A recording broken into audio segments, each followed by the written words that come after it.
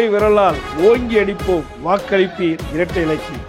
நரேந்திர மோடி இஸ்லாமிய பெருமக்களுக்கு எதிராக எடுத்த எல்லா நடவடிக்கைக்கும் நரேந்திர மோடிக்கு ஆதரவா இருந்து விட்டு ஓட்டு போட்டு விட்டு கால் அமைக்கி விட்டு இப்ப தேர்தலில் எங்களுக்கும் மோடிக்கும் உறவு இல்லைன்னு சொன்னா தமிழ்நாட்டு இஸ்லாமிய பெருமக்கள் முட்டாளா? நான் இன்னும் பகிரங்கமா சொல்கிறேன், எடப்பாடி அவர்களே, நீங்க எம்ஜிஆர் நகர்ல பேசிட்டு இருக்கிறீங்க, வில்லிவாக்கத்தில் பதில் சொல்லுகிறேன். நீங்க லுங்கி கட்டாலும் சரி, ஜுப்பா போட்டாலும் சரி, தொப்பி போட்டாலும் சரி, எந்த மசூதி வாசல்ல நின்னாலும் சரி, இன்னும் ஒரு படி மேல சொல்றேன், நீங்க சுண்ணத்தே பண்ணா கூட எந்த முஸ்லீமும் உங்களுக்கு ஓட்டு போட மாட்டான். நீ மறந்துட கூடாது.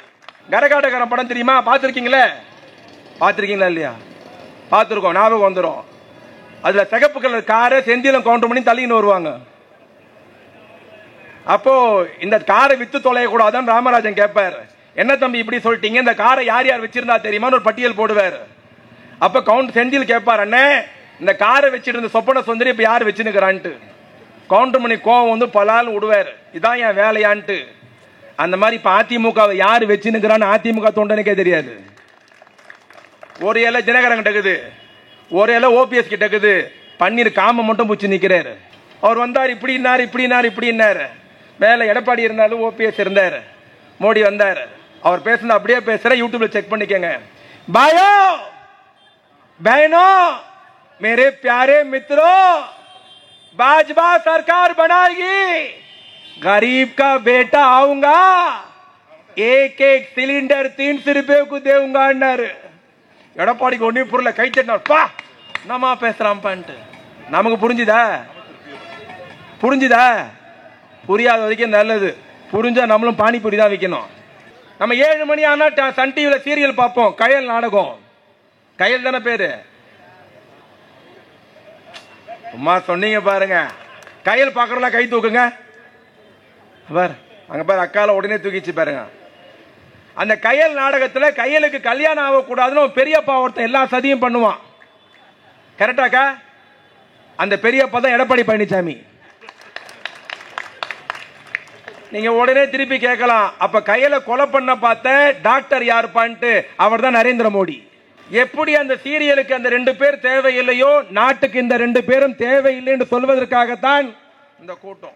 வடநாட்டில் மோடி ரோட் ஷோ போனார்னா, இப்படி வச்சு ஆட்டினார்னா, எதிரில் இருக்கிற பக்கத்தில் கும்பல்லாம் கத்தும், ஆப்கி பார் மோடி சர்க்கார், மோடி சர்க்கார் கத்தும். இது அங்க இருக்கிற சங்கிலாம் கத்துவான். இவங்கள விலை கொடுத்து வாங்கின போனது 500 ரூபாய்க்கு. இவனுக்கு கத்த தெரியல. மோடி ரோட் ஷோல போறாரு, இந்த பிஜேபி காரன் கத்துங்கடான்றான். இவனுக்கு கத்த தெரியல. இவனுக்கு என்ன கத்தணும் தெரியுமா? ஆப்கி பார் மோடி சர்க்கார் கத்தணும். இதெல்லாம் 500 ரூபாய்க்கு போனது. ஆப்கி பார் சாக்கோ பார், ஆப்கி பார் சாக்கோ பார். இதுல டென்ஷன்ல ஒரு அக்கா நிக்குது, தமிழிசை சவுந்தரராஜன்.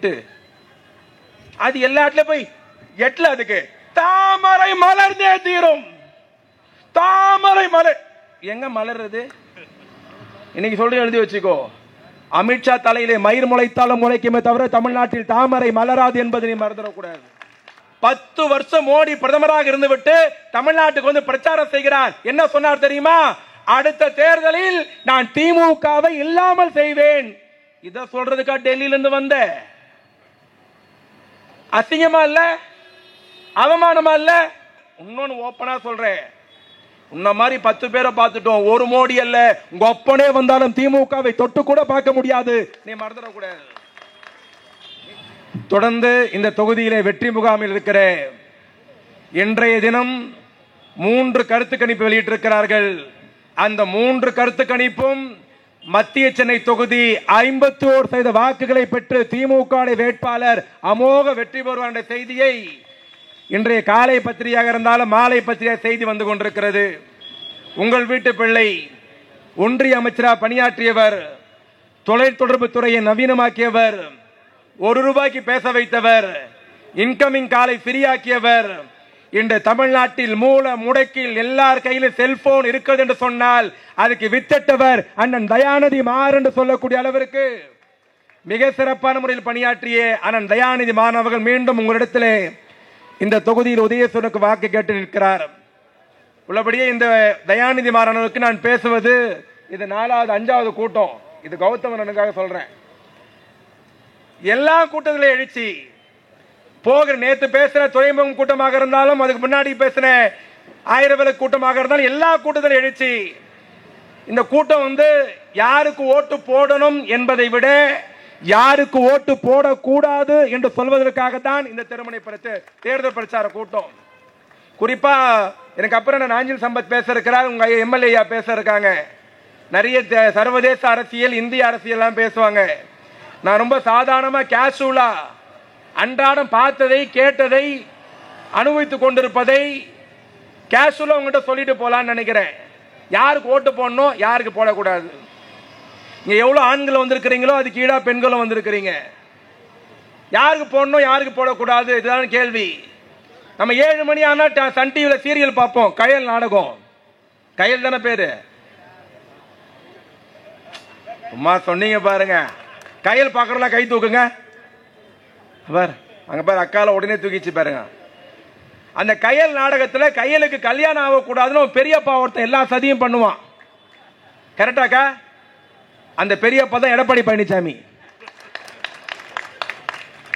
நீங்க உடனே திருப்பி கேட்கலாம், அப்ப கயலை கொலை பண்ண பார்த்த டாக்டர் யாருப்பான்ட்டு. அவர் தான் நரேந்திர மோடி. எப்படி அந்த சீரியலுக்கு அந்த 2 பேர் தேவையில்லையோ, நாட்டுக்கு இந்த 2 பேரும் தேவையில்லை என்று சொல்வதற்காகத்தான் இந்த கூட்டம். 10 வருஷம் மோடி ஆட்சியை முடித்திருக்கிறார். 2014 ஒன்றியத்தின் அமைச்சராக தயாநிதி மாறன் இருந்தார். 2014 நாடாளுமன்ற தேர்தல் வந்தது. டிவி திடல்ல பொதுக்கூட்டம். 10 வருஷம் பிரதமராக இருந்த மன்மோகன் சிங் ஆட்சியை முடிச்சிட்டு டிவி திடல்ல பிரச்சாரம் பேசுறார். மன்மோகன் சிங் பேசினதே அண்ணன் தயாநிதி மாறன் தான் தமிழாக்கம் பண்ணார். 10 வருஷம் பிரதமராக இருந்த மன்மோகன் சிங் டிவி திடல் பேசினார். என்ன சொன்னார் தெரியுமா?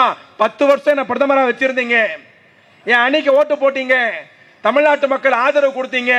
நான் 10 வருஷம் பிரதமராக இருந்தேன். தமிழ்நாட்டு மக்கள் கோரிக்கை ஏற்று தென்மாட்டு வரியை ரத்து செய்தேன்.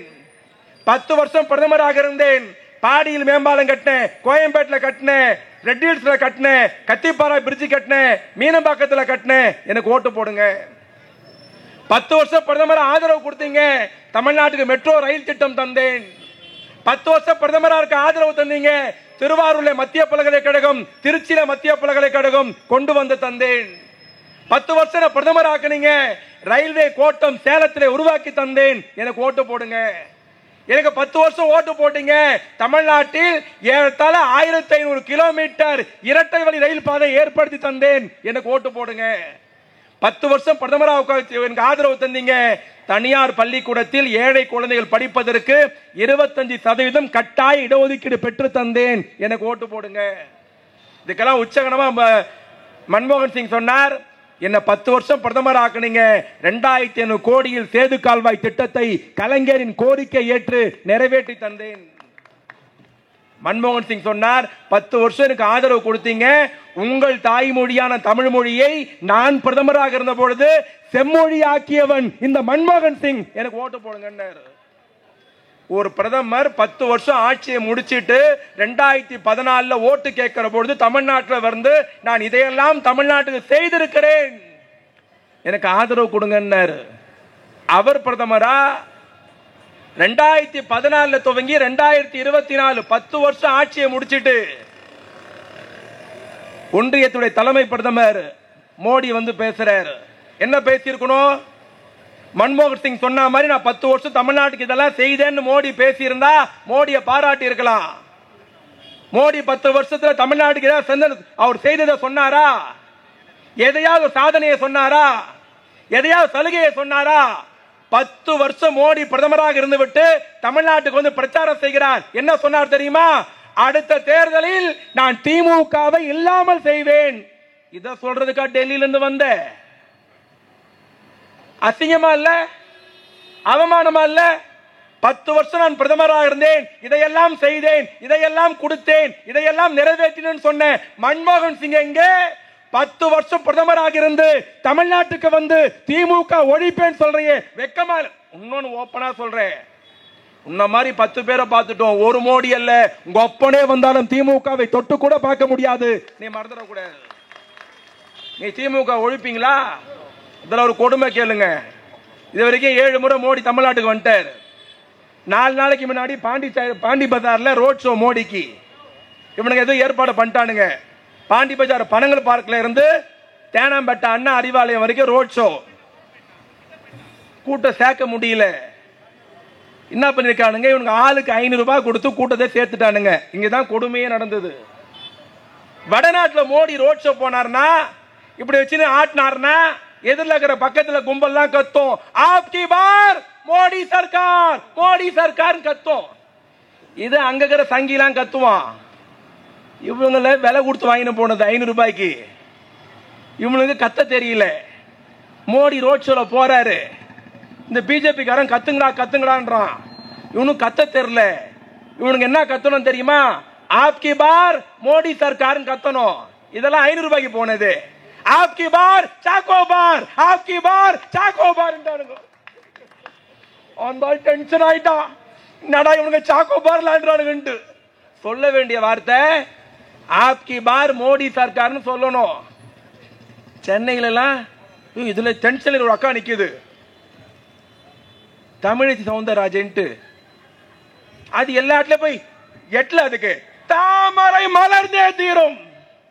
தாமரை மலர் எங்க மலர்றது? இன்னைக்கு சொல்லி எழுதி வச்சுக்கோ, அமித்ஷா தலையிலே மயிர் முளைத்தாலும் முளைக்குமே தவிர தமிழ்நாட்டில் தாமரை மலராது என்பதை நீ மறந்துடக்கூடாது. நல்லா அந்த கவர்னர் பதவி ராஜினாமா பண்ணிட்டு, அது ஆல்ரெடி பயங்கர கருப்பு. கவர்னர் ஆன பிறகு ஐப்ரோலாம் பண்ணி மேக்கப்லாம் பண்ணி நல்லா இருந்தது. இந்த 20 நாள் வெயில்ல பாவம் அக்கா கருத்திருச்சு. தாமரை மலர் எங்க மலருது?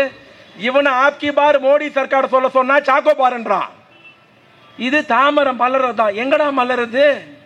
ஒரு விஷயம் சொல்லட்டுமா, தமிழ்நாட்டில் எதிரியே இல்லாத களம் மத்திய சென்னை தொகுதி களம் என்பதை யாரும் மறந்துடக்கூடாது. முதல் தோல்வி அதிமுக ஒற்றுக்கொண்ட தொகுதி. 40 தொகுதியில் எலெக்ஷன் நடக்குது. 40ல முதலிலே அதிமுக தோற்றம் என்று ஒற்றுக்கொண்ட தொகுதி மத்திய சென்னை கொடுத்துட்டான் விஜயகாந்த் கட்சிக்கு. எங்களால முடியாது சாமி, தயாநிதி மாறனை எதிர்த்தெல்லாம் இங்க அதிமுக ஜெயிக்காதுன்னு கூட்டணி கொடுத்துட்டாங்க. பிஜேபி அவன் முடிவே பண்ணிட்டான், இங்க டெபாசிட்டே வாங்க மாட்டோம்ட்டு. ஏன், என்ன காரணம்? திமுக ஆட்சிக்கு வந்த நான் முதல்ல சொன்னேன், 10 வருஷம் பிரதமராக இருந்தார் மன்மோகன் சிங், இதையெல்லாம் செய்தார், ஓட்டு கேட்டோன்ட்டு. நாங்க ஆட்சிக்கு வந்து 33 மாசம் ஆகிறது.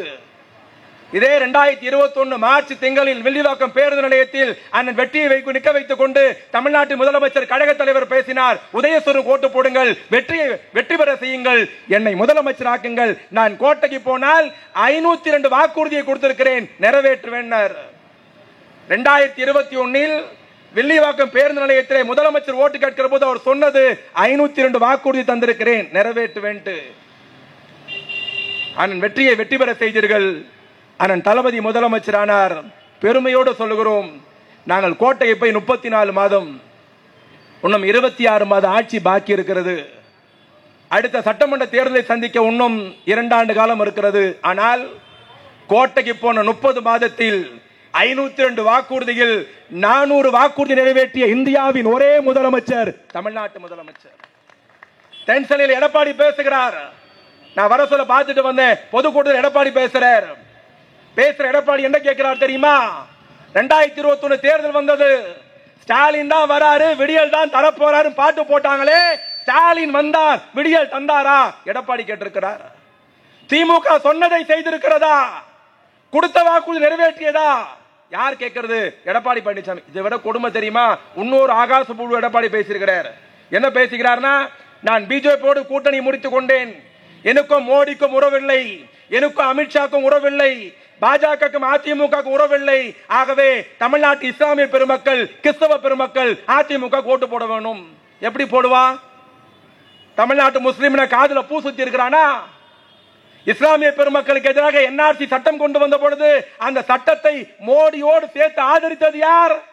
எடப்பாடி பழனிசாமி. சிஏஏ சட்டத்தை அமித்ஷா கொண்டு வந்தார், ஆதரித்தது யார்? எடப்பாடி பழனிசாமி. காஷ்மீர் 370 ரத்து செய்யப்பட்டது, ஓட்டு போட்டது யார்? எடப்பாடி பழனிசாமி. ஆட்டை கடித்து மாட்டை கடித்து மனிதனை கிடைப்பது போல இஸ்லாமிய ஷரியத் சட்டத்திலே அமித்ஷா கை வைத்தார். முத்தலக் தடை சட்டம் பாராளுமன்றத்தில் பில் வந்தது, ஓட்டு போட்டது யார்? எடப்பாடி பழனிசாமி. என்ஆர்சிக்கு ஓட்டு போடுவீங்க, சிஏஏ ஓட்டு போடுவீங்க, முத்தலக் தடை சட்டத்துக்கு ஓட்டு போடுவீங்க, காஷ்மீர் 370 ஓட்டு போடுவீங்க.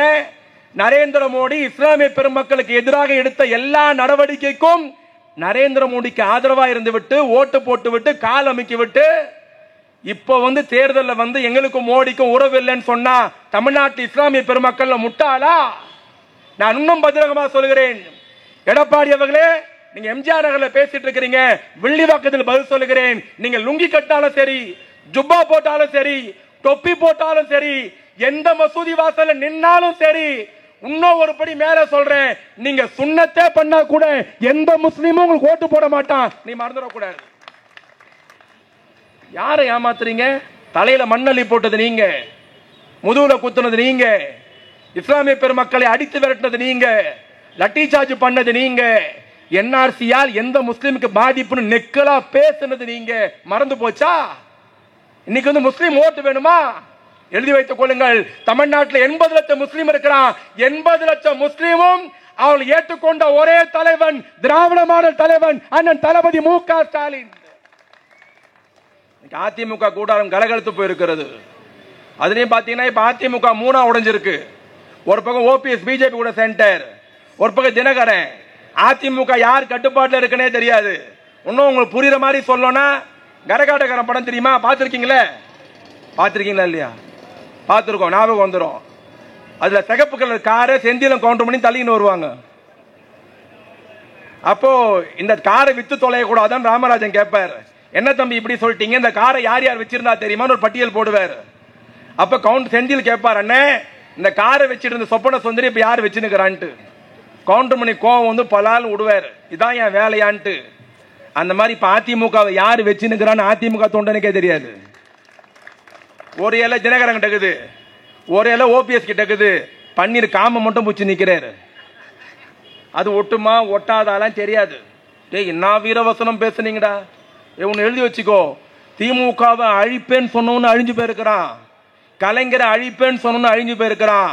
இந்த கட்சி இவ்வளவு சின்னாபினமாயி நாய் கையில கிட்ட போற மாதிரி ஆனதுக்கு என்ன தெரியுமா காரணம்? என் தலைவன் செத்த போது அடக்க இடம் தர மாட்டேன்னு சொன்னீங்கல்ல. இன்னைக்கு அந்த கட்சி நிலைமை பாத்தீங்களா? யார் கட்டுப்பாட்டில் இருக்குதுன்னே தெரியாது. அதிமுக இப்படி. சரி, இதுதான் இப்படின்னா டெல்லியில இருந்து ஒருத்தர் வந்துனுக்கிறாரு, தொடர்ந்து இன்னைக்கு 8வது முறை திருநெல்வேலியில பேசினுக்கிறாரு. இவ்வளவு பேர் இருக்கிறோம். திமுக தேர்தல் அறிக்கை வெளியிட்டிருக்கிறது. இந்தியா கூட்டணி வெற்றி பெற்று டெல்லியில ஆட்சி அமைத்தால், நாங்கள் ஆட்சிக்கு வந்தால், டெல்லியில ஆட்சியை பிடித்தால் வீட்டுக்கு பயன்படுத்துற ஒவ்வொரு சிலிண்டரையும் 500 ரூபாய்க்கு தருவோம். எவ்வளவுக்கு? 500 ரூபாய்க்கு. பெட்ரோல் 75 ரூபாய், டீசல் 65 ரூபாய், நீட் தேர்வு ரத்து எல்லாம் கொண்டு வந்திருக்கும். இன்னைக்கு சிலிண்டர் ரேட் என்னக்கா? யாருமே வாங்குறது இல்லையா? 1150 ரூபா இருந்தது, 100 ரூபாய் இப்ப எலெக்ஷனுக்காக குறைச்சாங்க. கரெக்டா? ஆமா. இதே அதிமுக பிஜேபி கூட்டணி வண்டலூர்ல பிரச்சார பொதுக்கூட்டம். மேடையில மோடி உட்கார்ந்திருக்காரு, எடப்பாடி உட்கார்ந்திருக்காரு, ஓபிஎஸ் உட்கார்ந்திருக்காரு. ஏடிஎம்கே பிரச்சாரம், ஏடிஎம்கே பிஜேபி பிரச்சார கூட்டம். இதுல என்ன மிகப்பெரிய கொடுமைன்னு பாத்தீங்கன்னா, சம்பத்தன உட்கார்ந்திருக்கார மாதிரி மோடி உட்கார்ந்து இருந்தாரு, பக்கத்துல ஓபிஎஸ், இந்த பக்கம் இபிஎஸ் இருந்தாரு.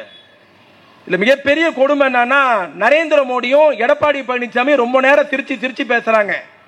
இவர் குனிறாரு, அவர் பேசுறாரு, அவர் குனிறாரு, இவர் பேசுறாரு, ரொம்ப நேரம் சிரிச்சு பேசுறாங்க. எதிரில் உட்கார்ந்து அதிமுக தொண்டனுக்கு பெரிய சந்தோஷம். மாப்பிள்ள பாரா, எடப்பாடியே மோடி கூட எவ்வளவு நெருக்கமா இருக்கிறாரு, ரொம்ப நேரம் சிரிச்சு பேசுறாருன்ட்டு. கொடுமை என்னன்னு பாத்தீங்கன்னா, எடப்பாடிக்கு ஹிந்தி தெரியாது, மோடிக்கு இங்கிலீஷ் தெரியாது, 2 பேருக்குமே மொழி தெரியாது. ஆனா மீடியாக்காக பேசுற மாதிரி நடிச்சாங்க. என்ன சொன்னாங்க? அடுத்து மோடி இறுதியா பேசுவார்னாங்க. மோடி மேடைக்கு வந்தார். அவன் தெரியல, இப்படி ஆட்டினார், இப்படி ஆட்டினார், இப்படிலாம் ஆட்டினார். 2019 வண்டலூர் மோடி ஸ்பீச்னு போடுங்க, வந்துடும். அவர் மேடைக்கு வந்தார். அவர் பேசுனது அப்படியே பேசி காமிக்கவா? பேச வேண்டாவா? அவர் பேசுற மாதிரியே பேசி காமிக்கிறேன். அவர் மோடி பேசுற மாதிரியே பேசணும்னா எல்லாரும் கை தட்டுங்க பார்க்கலாம். இது அவர் மேல இருக்கிற பாசத்தில் இல்ல, அவரை காண்டாக்கணும்ன்றக்காக. அவர் வந்தார், இப்படின்னாரு, இப்படின்னாரு, இப்படின்னாரு. மேல எடப்பாடி இருந்தாலும் ஓபிஎஸ் இருந்தாரு, மோடி வந்தார். அவர் பேசுனது அப்படியே பேசுற, யூடியூப்ல செக் பண்ணிக்கங்க. பாயோ बहनों, मेरे प्यारे मित्रों, भाजपा सरकार बनाएगी, गरीब का बेटा आऊंगा, एक एक सिलेंडर 300 रुपए को देऊंगा. எடப்பாடிக்கு ஒன்னும் புரியல, கை தட்டினார். பா நம்ம பேசுறான் பண்ணிட்டு நமக்கு புரிஞ்சுதா? புரிஞ்சுதா? புரியாத வரைக்கும் நல்லது. புரிஞ்சா நம்மளும் பானிபூரி தான் விற்கணும். உடனே தமிழ்ல ஒருத்தன் பேச வந்தான். அவர் என்ன ஹிந்தியில சொன்னாருன்னு சொல்றதுக்கு, பெரியவர்களே தாய்மார்களே, நான் ஏழை தாயின் மகன் வந்திருக்கிறேன். நான் ஆட்சிக்கு வந்தால், பிஜேபி மத்தியில் ஆட்சி அமைத்தால், ஒவ்வொரு கேஸ் சிலிண்டரும் 300 ரூபாய்க்கு தருவேன். எவ்வளவுக்கு? சத்தமா சொல்லுங்க. 300 ரூபாய்க்கு தரேன்னு சொன்னது 300, கொடுக்கிறது எவ்வளோ? தரேன்னு சொன்னது 300 ரூபாய்க்கு, கொடுக்கிறது 1100 ரூபாய்க்கு கொடுத்தார். இங்க நிறைய பேர் தெரியும், நம்ம புரட்டாசி மாசம் பெருமாள் நாமம் போடுவோம்ல. புரட்டாசி மாசம் யார் வருது? யாரு?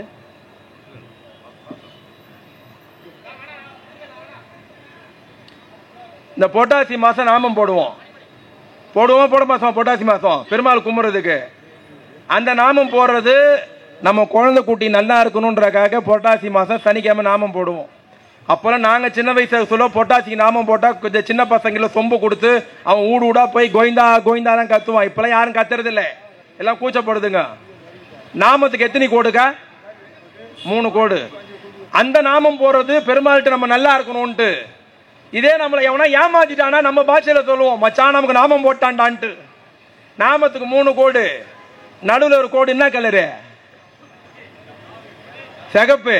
சிலிண்டர் என்ன கலரு? மோடி ஒரு கோடு போட்டாரு. அதே கூட்டத்தில் மோடி பேசுறாரு, मेरे भाइयों बहनों, मेरे प्यारे नौजवानों, कांग्रेस ने देश को बर्बाद कर दिया.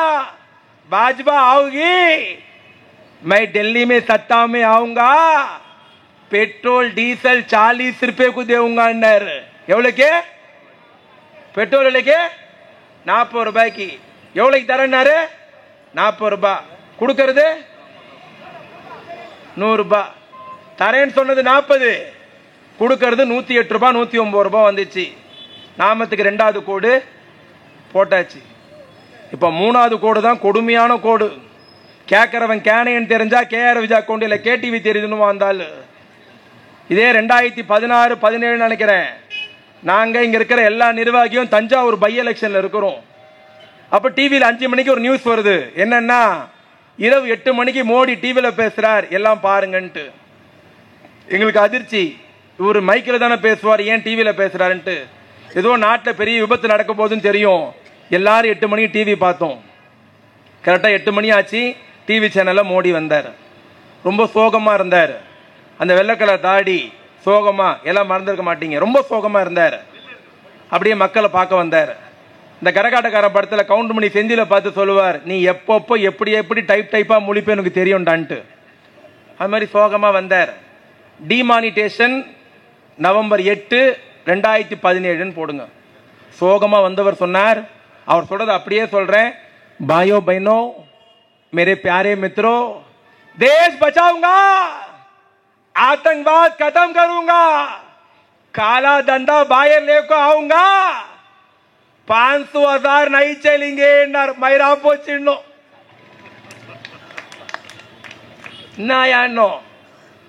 நாட்டை காப்பாற்றணும், தீவிரவாதத்தை ஒழிக்கணும், விவசாயம் செழிக்கணும், பதுக்கி இருக்கிற கருப்பு பணம்லாம் வெளியே வரணும்.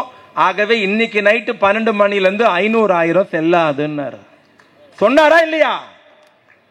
நசிஞ்சு போயிட்டான் பாதி பேர். கொஞ்சம் பேர் காணாம போயிட்டான். தொழில் போச்சு, எல்லாமே போச்சு. அல்ல டிமானிட்டேஷன்ல கருப்பு பணம் வெளியே கொண்டு வரேன்னு சொன்னார். சொல்லிட்டு அதை விட கொடுமை மோடி சொன்னார், मेरे देशवासियों 40 दिन टाइम दो, 40 दिन में काला धंधा बाहर लेको आऊंगा, एक के अकाउंट में 15 लाख डालूंगा. ஐயோ 5 லட்சம் போடுறாரா? எவ்வளோ? கருப்பு பணத்தை வெளியே கொண்டு வருவேன், மொத்த கருப்பு பணம் வெளியே வந்துச்சுன்னா ஒவ்வொருத்தருடைய அக்கௌண்ட்லயும் 5 லட்சம் போடுவேன். எங்க வீட்டான சந்திராக்கான்னு ஒண்ணு, அது நேரா சொல்லிச்சு, தம்பி மோடி 5 லட்சம் போட்டார்னா எதிர் வீட்டு செல்வி வாங்க நானும் வாங்குவேன்ச்சு. அவன் புருஷன் போன வருஷம் செத்தே போயிட்டான், தாலியா அறந்துருச்சு. ஆனா நானகுழா நாங்க முல்ல 3வது கோடு போட்டாச்சு. இப்ப நாம போட்டா என்ன சொல்லணும்? சத்தமா சொல்லுங்க. கோவிந்தா. மோடி ஆட்சிக்கு மயிரில் கூட டப்பாச்சு வாங்க மாட்டானுங்க. என்னடா கதை இருக்கிறீங்க? சிரிக்கிறது சொல்றோமா? இது பரவாயில்ல. நாங்க 2021 வெற்றியை நிக்க வச்சு ஒரு தேர்தல் அறிக்கை சொன்னோம். உதயசூரனுக்கு ஓட்டு போடுங்க. நாங்க கோட்டைக்கு போனா ஒவ்வொரு ரேஷன் கார்டுக்கும் 1000 ரூபாய் தரணும் மாசம். முதல்ல ஆட்சிக்கு வந்து 1 வருஷம் கொடுக்க முடியல, கொரோனா 3 மாசம் வெள்ளம், ஒரு 15-18 மாசம் தரல. இந்த 15-18 மாசம் நாங்க 1000 ரூபாய் கொடுக்கல ரேஷன் கார்டுக்கு. இங்க இருக்கிற ஜெயினோ, எங்க அக்கா அண்ணியோ, கவுன்சிலரோ, அட்டை செயலாளரோ, பகுதி செயலாளரோ, பகுதி நிர்வாகியோ, யார் எந்த நிகழ்ச்சிக்கு போனாலும், கல்யாணத்துக்கு போனாலும், காது குத்த போனாலும், ஏழை வீட்டுக்கு போனாலும் எங்க அக்காலாம் பார்த்து கேட்டது, எப்ப தருவீங்க? இப்பதானே கொரோனாக்கு 4000 கொடுத்தோம். அது கொரோனா கொடுத்தீங்க, இது எப்ப தருவீங்க? எங்க போனாலும் எப்ப தருவீங்க? இப்பதானமா பொங்கலுக்கு 1000 ரூபாய் கொடுத்தோம், அது பொங்கலுக்கு, இது எப்ப தருவீங்க? இப்பதாமா பொம்பளை புள்ள படிக்கிறதுக்கு மாசம் 1000 ரூபாய் தரும், அது என் பொண்ணுக்கு தரீங்க, எங்களுக்கு எப்ப தருவீங்க? இல்லம்மா முதியோர் பென்ஷன் 1200 ரூபாய் ஆக்கிட்டோம், அது என் மாமியாருக்கு, எங்களுக்கு எப்ப தருவீங்கன்ட்டு. இந்த எப்ப தருவீங்கன்னு எங்களுக்கு கேட்டதோ இல்லையோ, கோட்டையில் ஆண்டு கொண்டிருக்கிற மகராசனு கேட்டது. செப்டம்பர் மாசம் 15ஆம் தேதி 1,05,00,000 குடும்பத்திற்கு 1000 ரூபாய் போட்டாரு. சொன்ன மாதிரி அவர் போட்டாரு. காலைல 7 மணிக்கு எங்க வீட்டுக்கு வரக்கா கவு தட்டுது. 7 மணிக்கெல்லாம் தூக்கத்தில் எழுந்து போய் என்ன கான்னு கேட்டேன். உங்க தலைவர் ரொம்ப மோசம் இருந்துச்சு, காலைல 7 மணிக்கு இது சொல்றக்கா கவு தட்டினேன். என்ன விஷயம்னு, எல்லாருக்கும் 1000 ரூபாய் போட்டுக்கிறாரு, எனக்கு மட்டும் 400 ரூபாய் போட்டுக்கிறாரு. இது என்னடா வம்பா போச்சு, எல்லாருக்கும் 1000 ரூபாய், உனக்கு மட்டும் 400 ரூபாய் போடும். நீயே பேங்க் புக்கை பாருனா பேலன்ஸ் 400 ரூபாய் தான் இருந்தது. இதுக்கு பத்தி ஒன்றும் தெரியல. 10 மணிக்கு வாங்க இந்தியன் பேங்க்ல போய் கேட்கறேன் அப்படின்னு. கரெக்டா அந்த அக்கா 10 மணிக்கு வந்துருச்சு. பேங்க் மேனேஜர்கிட்ட போனேன், ஐயா 1,05,00,000 பேருக்கு 1000 ரூபாய் போட்டுக்கிறாரு, அவ்வளோ பேருக்கு போட்டவர் இந்த அக்காக்கு ஏன் 400 ரூபாய் வந்துக்குதுன்னு. அந்த பேங்க் மேனேஜர் ரொம்ப திமிரு பிடிச்சவன். அந்த என்ன சொன்னா, தம்பி உங்க முதலமைச்சர் 1000 ரூபாய் தான் போட்டாரு, ஆனா மோடி 600 ரூபாய் எடுத்துக்கிறாருன்ட்டான். எங்க புரியல. என்ன இப்ப பழைய மாதிரிலாம் கிடையாது, இப்ப சிஸ்டம்லாம் மாறி போச்சு. இப்பெல்லாம் ஒரு பேங்க் அக்கௌண்ட் ஓபன் பண்ணா 2000 ரூபாய் வேணும். பேங்க் அக்கௌண்ட் மெயின்டைன் பண்ணணும்னா 1000 ரூபாய் 2000 ரூபாய் வச்சிருக்கணும். இந்த அம்மா பேங்க் அக்கௌண்ட் மெயின்டைன் பண்ணல, ஒரு மாசத்துக்கு 60 ரூபாய் பெனால்டி. இந்த அம்மா 10 மாசம் மெயின்டைன் பண்ணல, 10, 60, 600 ரூபாய் மத்திய சர்க்கார் எடுத்துக்கிச்சு, மீதி 400 ரூபாய் இருக்குதுன்னா. ஐயோ அந்த அக்கா திட்டுச்சு பாரு, மோடி அசிங்கமா மண்ண மாதிரி போட்டு போச்சு. ஆனா இந்த செய்தி கூட தமிழ்நாட்டு முதலமைச்சருடைய காதுக்கு போகிறது. மினிமம் பேலன்ஸ் இல்லாம யாருக்கும் முழுசா 1000 ரூபாய் கிடைக்கலன்ட்டு அடுத்த மாசம் 1000 ரூபாய் போட சொல்ல என் தலைவன் சொன்னான், நான் போடுகிற 1000 ரூபாயில இருந்து ஒரு நயா பைசா கூட மத்திய சர்க்கார் எடுக்க கூடாதுன்னு சொன்ன முதலமைச்சர் தமிழ்நாட்டு முதலமைச்சர். பெரியவர்களே, தாய்மகளே, உங்களிடத்தில் பணியோடு கேட்கிறோம். இந்த தொகுதி வெற்றி பெற்று விட்ட தொகுதி. ஏன் தேர்தல் பிரச்சாரம் செய்கிறோம், ஏன் தேர்தல் வேலை செய்கிறோம்னா, இந்த தொகுதியில் அண்ணன் தயாநிதி மாறன் 5 லட்சம் வாக்கு வித்தியாசத்தில் வெற்றி பெற்றார் என்ற செய்தி கழக தலைவருடைய காது கேட்க வேண்டும். இறுதியாக ஒரே ஒரு செய்தியை சொல்லிவிட்டு போகிறேன். நம் காதிலே பூ சுத்தி கொண்டிருக்கிறார் அமித்ஷாவும் நரேந்திர மோடியும். இன்னைக்கு பாஜகவின் கூடாரம் கலகலத்து போயிருக்கிறது. அதிமுக தோல்வியை ஒப்புக்கொண்டது. முதல்ல 400 இடத்துல ஜெயிப்பேன்னானுங்க, போன 15 நாளைக்கு முன்னாடி 300 இடமாச்சு. இன்னைக்கு வடநாட்டு ஊடகங்கள் சொல்ல ஆரம்பித்திருக்குது, பிஜேபி 200 கூட தாண்டாது, கஷ்டம் வந்துட்டு இருக்கிறது. எழுதி வைத்துக் கொள்ளுங்கள். 96 அசாதாரணமான சூழ்நிலை. இந்தியாவின் பிரதமரை தீர்மானித்தது அண்ணா அறிவாலயத்தில் உட்கார்ந்து கொண்டு மறைந்த தலைவர் கலைஞர் தான் இந்தியாவின் பிரதமரை தீர்மானித்தார். 2024 நாடாளுமன்ற தேர்தல் முடிந்த பிறகு இந்தியாவின் பிரதமரை தீர்மானிக்க போகிறது செந்தமிழ்நாட்டை ஆண்டு கொண்டிருக்கிற திராவிட நாட்டின் தலைவன் அண்ணன் தளபதி. யாரை கை காட்டுகிறாரோ அவர்தான் இந்தியாவின் அடுத்த பிரதமர். நாட்டுக்கு உழைப்போம், இந்தியாவை மீட்போம், இந்தியாவை காப்போம், சங்கிகளை ஓட விடுவோம், பாசிசத்தை வேறறுப்போம், நாட்டு மக்களை பாதுகாப்போம், உதயசூரனுக்கு வாக்களிப்போம், அண்ணன் தயாநிதி மாறனை டெல்லிக்கு அனுப்பி சொல்லி நல்ல வாய்ப்பு நன்றி தெரிவித்து விடைபெறுகிறேன். நன்றி, வணக்கம்.